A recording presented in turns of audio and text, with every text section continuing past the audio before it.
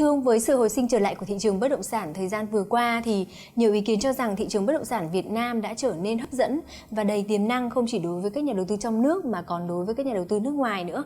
Vậy thì nhận định của ông về vấn đề này như thế nào ạ? There's continued demand from overseas investors at an institutional level. This will continue through 2016. The number of M&A deals saw a dramatic increase in 2015, up approximately 20%, with real estate taking about 10% of total foreign investment into the country.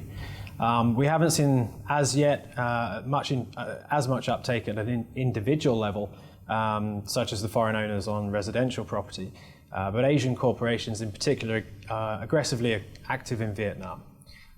The market's becoming more competitive with local and foreign groups vying for the best sites and investments. This is actually quite a healthy prospect for the country going forward. Thưa ông, hiện nay thì các hoạt động hợp tác đầu tư cũng như mua bán sát nhập M&A trên thị trường bất động sản Việt Nam đang diễn ra hết sức sôi động, chủ yếu ở các phân khúc cao cấp với những cái tên tuổi lớn. Điều này thì được cho là sẽ khó tránh khỏi những cuộc tranh đua. Vậy thì ông có cùng quan điểm này không ạ? But there's enough demand to support the high-end supply at the moment. The higher-end projects in Ho Chi Minh City, for example, are launching at about 70% of apartments being sold. This is despite potential controls by on lending by the state bank, and that shows that the market is quite robust and is led by confidence rather than borrowing.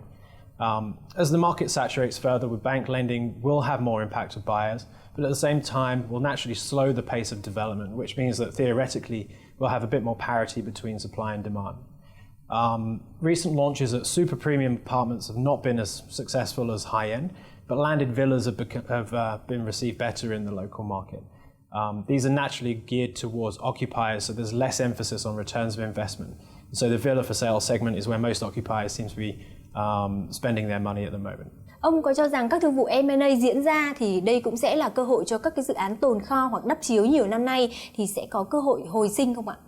Yes, with momentum in the market, there shouldn't be any stuck projects.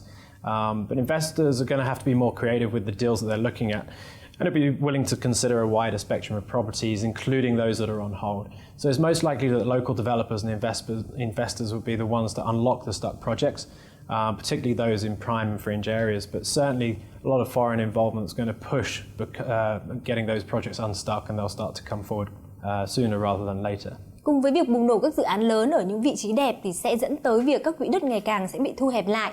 Vậy thì ông có cho rằng M&A cũng là một trong những cái chiến lược phát triển quỹ đất của các nhà đầu tư không ạ? Yes, and they have been for some time. The larger land banks are typically owned by Vietnamese companies, and they're locked out of the and foreign companies are locked out of the open market. So, in many cases, joint ventures are the only real entry method for foreign investors.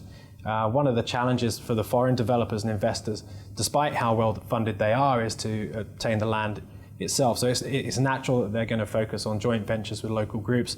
It's a similar way to Gore Capital, Hong Kong Land, and Keppel have done in the past. Xin cảm ơn ông với những chia sẻ vừa rồi.